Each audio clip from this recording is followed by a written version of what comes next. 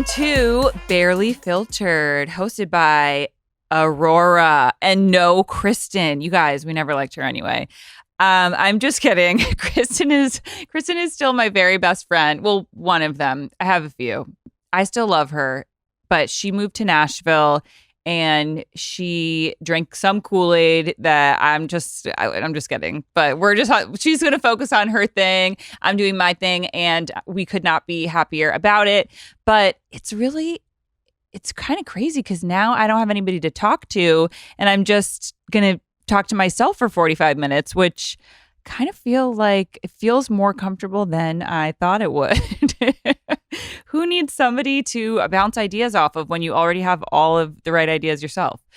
No, I'm just kidding. So if you're listening to this, it is probably April 3rd if you're listening to it on the day that it airs. And today is actually March 19th, which is the first day of the astrological new year. And I just think this could not have come at a more perfect time because here we are. Am I looking at the camera now that I don't have anybody to look at? Yeah, you can look at the camera. I'm like, who am I looking at? You can look up at the camera if you like. I'm going to need to put somebody like really attractive behind that camera. Okay. Not you. Just kidding. It's going to take me a little bit to get a hang of this. So today is the first day of the astrological new year, which means new beginnings. It is the first day of the Aries season, which happens to be my sun sign. It's kind of it's the first sign of all the signs. So it goes Aries and then Taurus. Olivia is a Taurus. If you don't know my sister, it just means that you're like bullheaded and stubborn.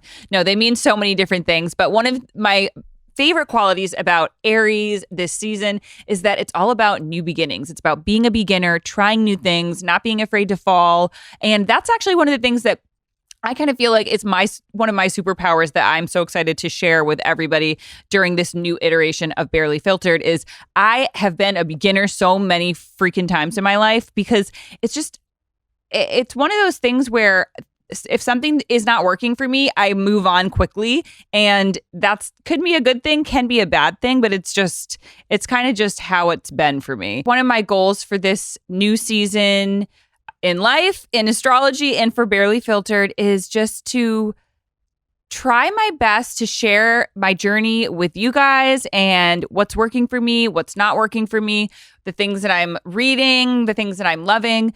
And I think in order to do that to the best of my ability, I'm going to have to reintroduce myself so you guys can get better acquainted with all of the things that have not worked for me in my life, how I got to where I am today, and then I think we could probably learn and grow together. That's going to be the goal here.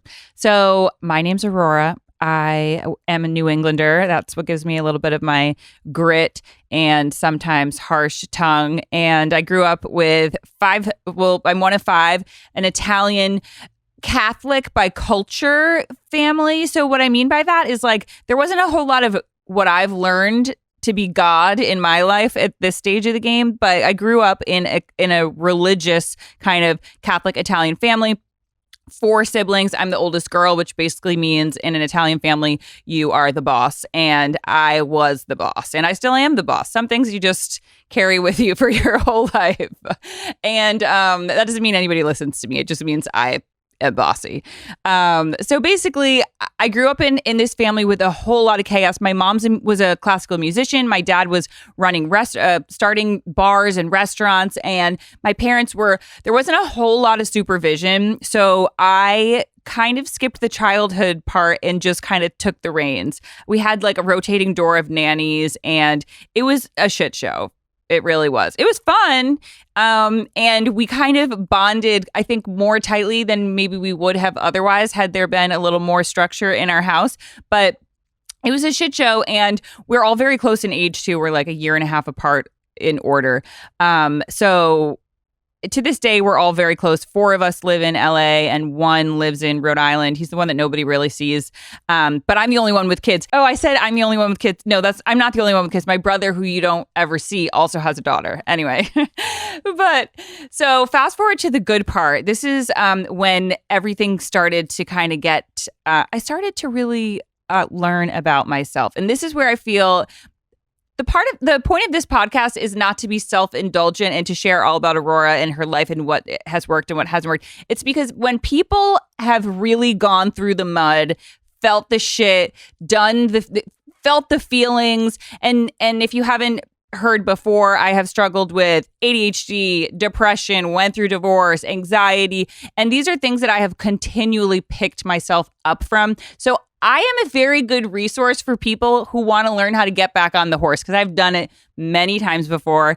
I have struggled with my sobriety and trying to figure out what exactly that means for me. Do I need to be fully sober? Am I just somebody who has impulse control issues due to my ADHD? There's been so much stuff to unpack and uncover, and I feel like, have I figured it all out? Fucking no, I have not. But I am here to share my journey with you and let you know that I have found such deep peace in a lot of ways that I feel a lot of people who haven't gone through the things that I have had to go through to get to that might not really understand. And also, I know what it feels like to be there. So I'm a person who has a better idea of what you're feeling. I know the book to read if you feel like you can't get out of bed because a relationship has beat the shit out of you. Or I know the book to read if you feel like you can't focus because you got so much shit going on and your ADHD is just pulling you in 500 different directions. I know I have a book for everything. I really do. If you look at my Audible, it's like, are you okay, ma'am? Do I need and no. The answer is usually no. But I'm a happy person, and I have tried so many different things. You guys, I was a Buddhist. My parents sent me to India when I was 15 years old because I wanted to become a yogi. I still practice yoga to this day. It's something that has brought me so much peace in my life because I need these things in order to keep the peace, because I am that crazy. And you know what? I'm not alone. I know you are crazy too. You're probably driving in your car being like, wow, this girl, she's so nuts that they gave her a show. But the thing is, you're crazy too. I know you are. You might not have all the different crazies that I have, but you have one of them, and I have a book for you. So just listen up, because I'm going to share with you all of the crazies, where they start, and they have not ended, so just follow along. Okay, so where do we start? Let's start when I was 14 years old. That's when my sister still loves to remind me. Remember when you got your stomach pumped when you were 14? I don't think I was 14. I was like 15, but I drank an entire bottle of Smirnoff vodka. Not even to like get wasted. It was just like I just felt like more means better. I was like, if like one shot is fun, then this whole handle is going to be the most fun. And why wouldn't you want to be the most fun? I've learned through my many years of trying this exact theory, that's not really how it works. More of something does not always mean better. So that was probably my first lesson in that. After I had to go to the hospital, get my stomach pumped in, they strapped me up onto all these things. And then I woke up in my house with the little like nipple stickers on. I still remember like the sticky stuff that gets stuck to your skin. And then they put charcoal in your stomach and you're like throwing it up and like shitting it for the next. Anyway, I have memories of that. And that's when my parents were like, you're a bad child. It's time to go away. And my parents sent me to camp, this like overnight camp for bad kids, which, by the way, if you have a child who's not making great decisions, a great thing to do would be to send them to a place with other children who are also making bad decisions, whose parents want them to get sent away. So I ended up at this camp with all these, basically it was like other teenagers, mostly from New York City, whose parents needed them to like do something productive for the summer. And so I ended up meeting my friend there who had just like come out of coke rehab, and we decided that we wanted to get tattoos together, and we were like dropping acid. I was like barely 15 at this point. So I was dropping acid. Why was I making losing my virginity, being super promiscuous? I had a good family with parents who loved me, who cared about me. Why was I getting wrapped up in this world of chaos? And I think in retrospect, what it was, there was a few different things. I loved the feeling of feeling alive. And I felt like that's what I got from doing these extreme things.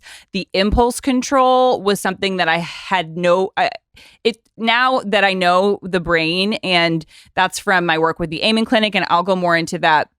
But basically, when you have ADHD, your frontal lobe, your decision-making part of your brain, does not operate normally. So the impulse control, the ability to be like, that's enough, or more doesn't mean better, or like, oh, just because something looks good doesn't mean that you need it right. Just that ability to kind of to judge the situation out. You don't have that ability. So that's why I was doing all of these very impulsive behaviors, and also being promiscuous is another symptom of ADHD, which is crazy because people wouldn't think that, but it makes sense. It's an impulse control problem. It's wanting to get this dopamine rush because you're lacking it through external validation, through risky behavior. And at the time, I had no idea that that's what this was. At the time, I took it on as kind of a shameful thing. Of course, you get a reputation from being promiscuous. You have your parents talking to about you. Your siblings are like, wow, you're a fuck up. So you kind of make this name for yourself around your behaviors that you don't really understand. And I think a lot of my life after that was learning how to undo the shame that came from those early years, those like maybe 4 years in high school. Following all of that came episodes of depression and anxiety, which is very common for people who have ADHD, who go through promiscuous behaviors, who dabble too much with drugs and alcohol. Then on the flip side of that coin of feeling alive is feeling like you want to die. So that's when I wanted to go and be a monk. I was Buddhist for a little while. I learned all about all these different religions. Got really into yoga, got my yoga teacher training. I went to India and studied there for a while. And then and then I went to college, and then I went to law school, and then I quit law school, and then I got my master's in teaching, and I was a teacher, and then I became a behavior analyst, and I worked with kids with autism. And I'm just kind of skipping through this quickly because I could go on forever. This is my life. But basically, getting to the point of where I am today, I always felt very nurturing. Like having kids was something that I knew I wanted to do, being around kids. And so fast forward, I was a teacher, had my own kids, and I got married. I had my own kids. And then I started kind of sharing candidly my journey of being a new mom on Instagram. And during that time, it kind of blew up, and I gained this community of being this kind of like off the cuff, a little inappropriate mommy blogger type character. And then I stopped doing my teaching and my behavior analysis work in order to be basically that mommy blogger full time. And now I have this show that I started with Kristen, and she's doing her own thing now. So we get to take this wherever we want. And I'm interested to hear where you guys really want to take it, because as you can see, there's a lot to cover. I could go so woo-woo on your ass, but like, I don't know if you really want to go there. I could do the scientific thing because I really have had to figure out like what is going on in my fucking brain. We need to figure this shit out ASAP. I have kids now. People are relying on me, and we can't do this anymore. We can't just do this trial and error shit anymore. So anyway, where do I go from there? So that brings us to present day, and there's a lot to break down in the present moment. I'm currently divorced. I have 2 kids, and honestly, I'm so happy right now where I am in my life. As much as I love to kind of make fun of myself, and I say like my mess is my message, and I'm a hot mess, I'm a shit show. I mean, there's a lot of things that I say about myself lovingly because, yes, I always have a bunch of chaos going on, but there's so much to learn from it that I'm so excited to share with you guys. Am I divorced? Yes. Do I have an amazing relationship with my ex-husband? Not really. Not all the time. We work on it. And today it's pretty good. My kids, I'm obsessed with them. They're 5 and 3. And my parenting I'm constantly questioning it.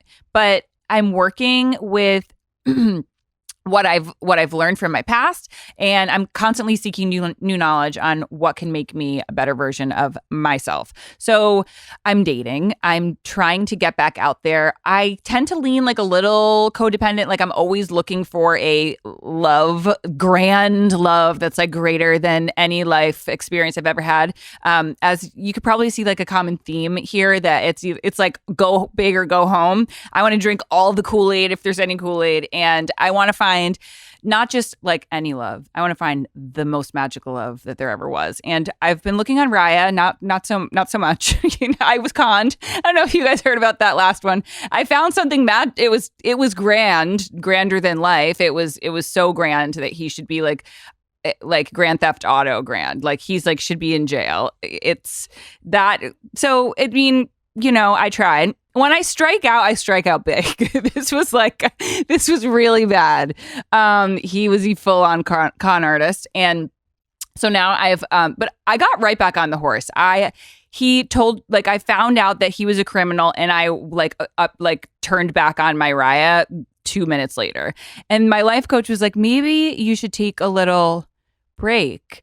And I just kindly disagreed, because I don't think that a break is what I need. I think that I need to just keep getting back on the horse and keep on trying. So feel free to share if you agree or disagree with that.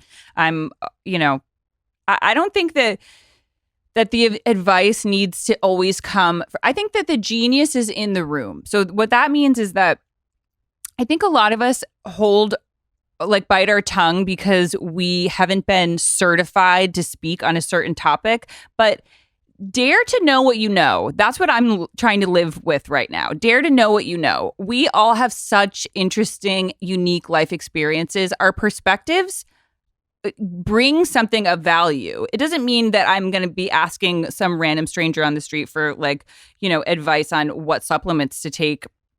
But I think that if you feel like you've been in a situation similar to what somebody else is going through, what better person to talk about what you learned from it? And so if you ever dated a con artist and you have any advice for me, I would love to hear it. And you can call in for that. I need like a phone here so we can do a call in option. We're going to work on that. So I'm dating. The problem with having a host of a podcast with ADHD is that this might go all over the place, but that just makes the job harder for the editors. I'm not going to change. And I talked to my astrologist the other day, and she said that because basically, long story short, wherever your descendant is on your natal chart is likely where you will find the answer to the person that you would match with the best. And that if your husband doesn't fit this, then that's fine. Like it's not make or break, but it's a safe bet that if you look at your natal chart and you find where your descendant is, mine is in Gemini. So 14 degrees Gemini. If I find somebody whose sun sign is 14 degrees Gemini, that will be a good match for me. So my astrologer found exactly where that is for me, and it's June 6th through June 8th. And so I was so excited to find out this information. I told my sisters, and Olivia's like, that's Christian's birthday is June 7th. So that's her fiance. Very awkward. Because I don't want to date her fiance, but I guess I just need to find somebody whose birthday is the same as his. And I mean, that's not a hard and fast rule. I'm open. I actually have I have a coffee date after this. And then I'm supposed to act. So since I'm 50-50 with my kids, the days that I have off are like, I have back-to-back dates. So there's no shame in my game, but I'm working hard over here to find the love of my life. And it didn't work out. The other night I went out on a date. Somebody flew in from New York, and note to self, remind me if I ever sign up for a first date that's a 3.5-hour Italian candlelit dinner, because it was way too much to commit to. I can't, first of all, I go to bed at 8:30 with my children. They sleep with me. I told you my parenting style is not for everybody, but I go to bed at 8:30. This dinner started at 8:30, so I was already tired when I got there. I also went on a coffee date with him once before, and I didn't really feel the spark, but I wanted to give him another chance. And I think what I've come to terms with is that you really do know pretty immediately. Like that book, Blink by Malcolm Gladwell, he basically says that we have all our answers within the first like 20 seconds. You just know, like, if you jive with somebody, I think you can get to know somebody better and you can connect more deeply. But I think something like physical attraction, like, do I want to have sex with you? You know right away. I don't know. I have not found otherwise yet. There hasn't been anybody who I'm like, oh, no, I don't want to have sex with you. And then later I'm like, one day I see them and I'm like, wow, today I really want to have sex with you. But last time I didn't. I don't know.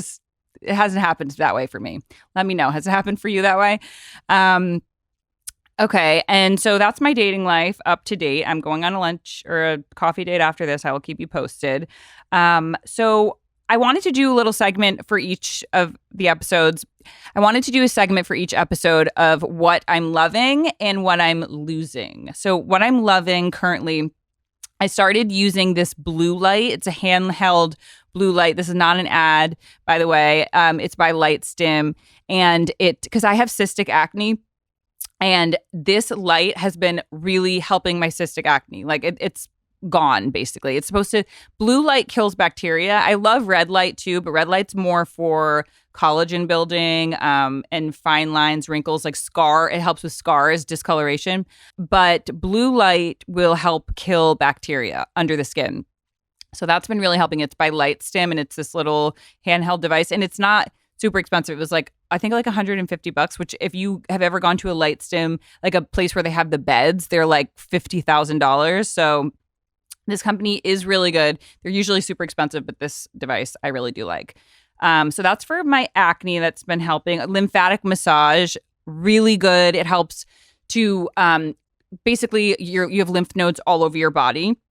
It's not a massage that works with your muscles. It's a massage that cleanses your body of toxins and gets things flowing. It decreases inflammation, any kind of swelling, really good for it. And it is also really good for your immune system because it just helps things to flow through your body, and then you can get rid of it by peeing it out. So drink a lot of water after. And what else do we have? Oh, my transcendental meditation. So one of my many lives, I started doing transcendental meditation. So this is a form of meditation where you meditate twice a day, 20 minutes in the morning, 20 minutes in the evening. If the time sounds like too much of a commitment to you already, then just start with 10 minutes. But it's a mantra, and I'm going to link it in the show notes where you can find it. But it's called Transcendental Meditation. You take a course to become certified in it. Basically, the course is a little bit of BS. Like, you do have to pay for it, and I think it's just to keep up their education and their different, like their worldwide networks, which is fine. It's almost like a donation. But essentially what they teach you is how to sit quietly and repeat a mantra that they give you in your head for 20 minutes. And in this 20-minute period, you're going to experience your thoughts. But then when you experience your thoughts, you just let them go without attaching any judgment to them. And it's in that noticing and letting go that you end up releasing so much stress.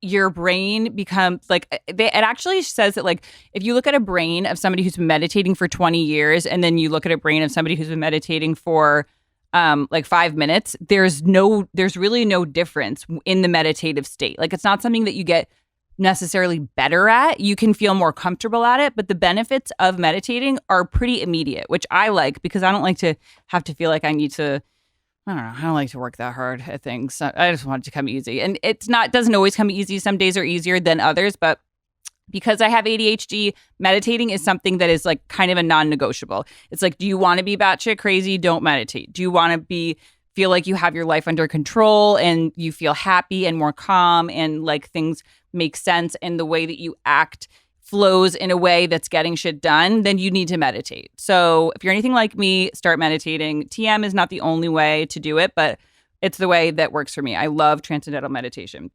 What else is working for? Okay, what am I losing?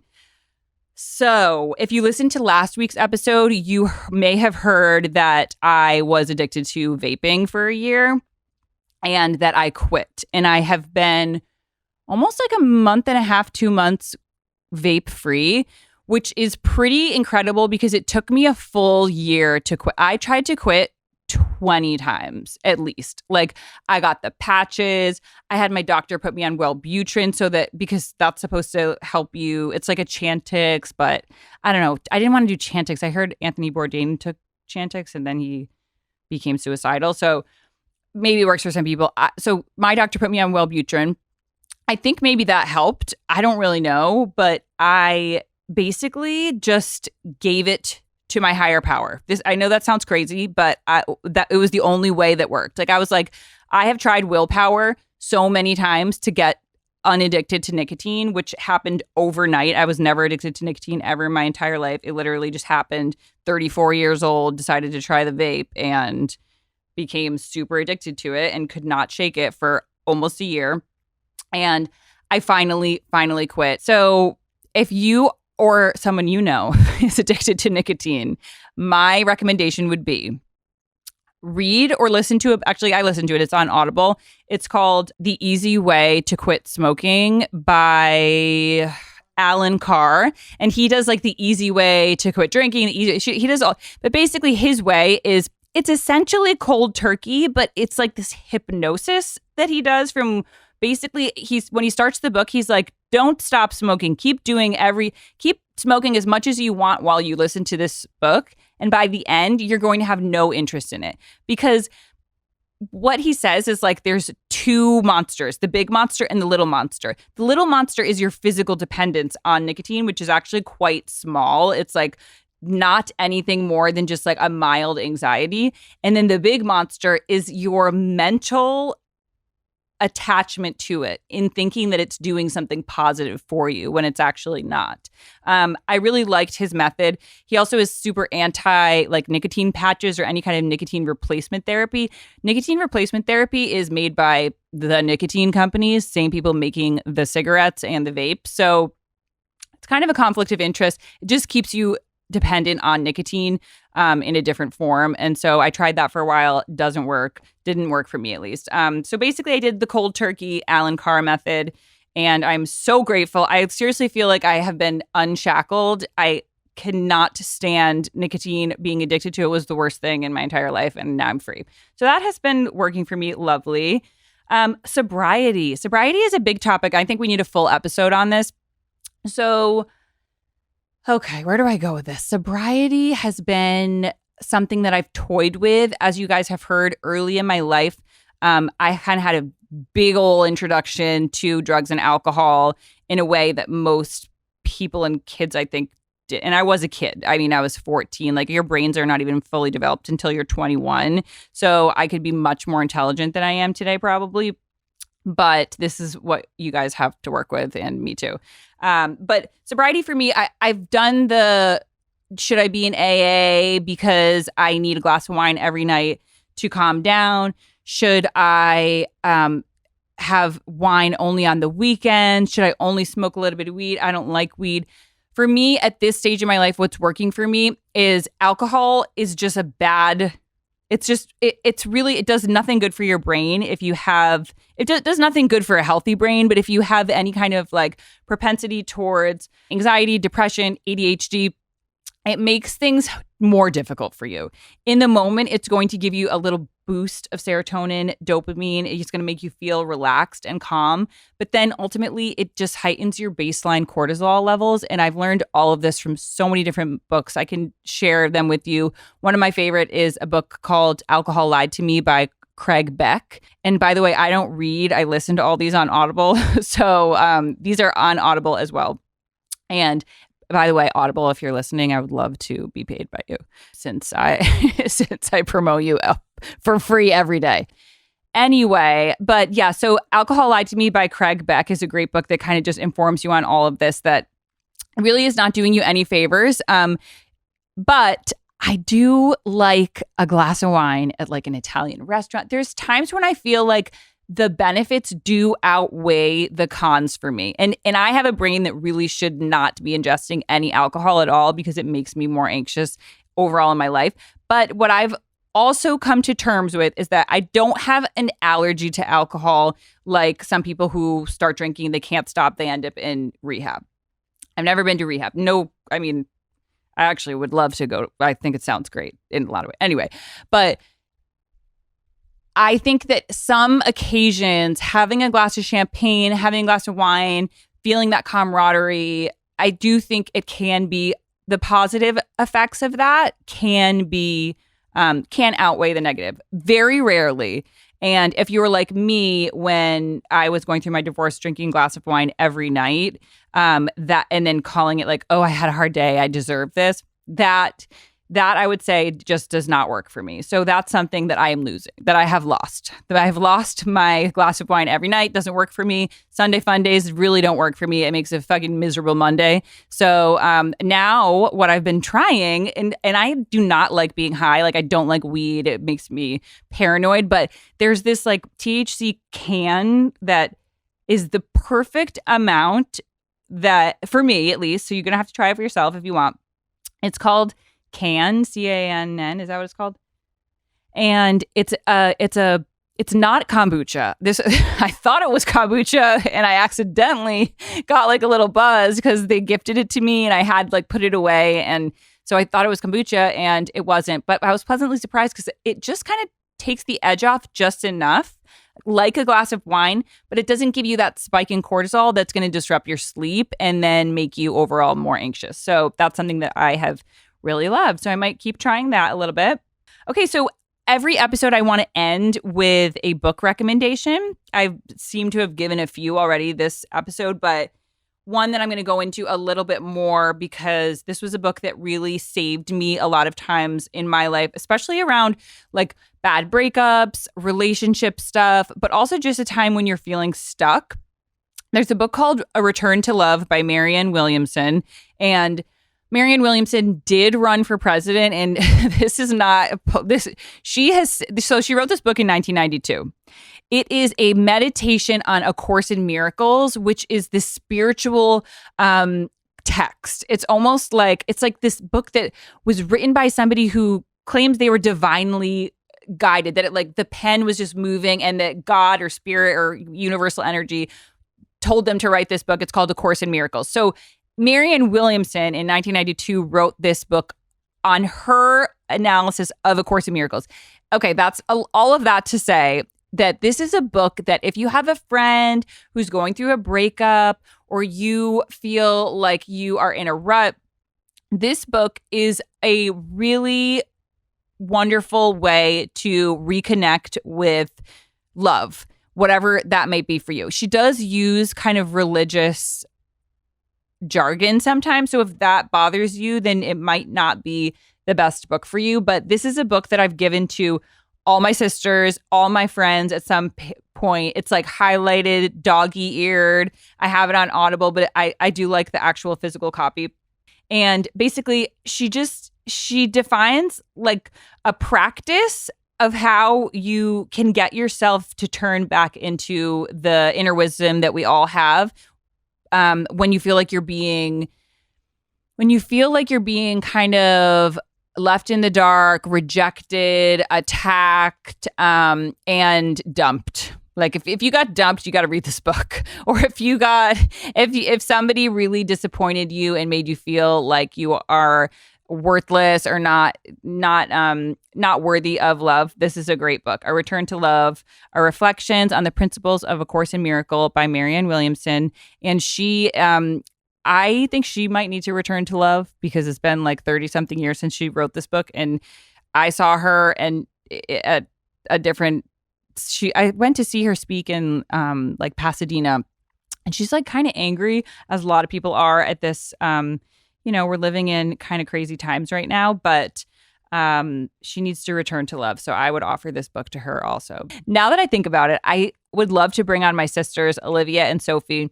I've given them both this book when they were going through really gnarly relationship turmoil, breakups, and with wow, we really can pick them. I don't know if it was daddy issues or what, but me and my sisters have really picked some of the winners out there, con artists and narcissists. And I mean, obviously it was also us. I'm not saying it takes two to tango, and whether or not we were 100% the victim, I think there's a part of everybody who is asking for exactly what they get in a relationship.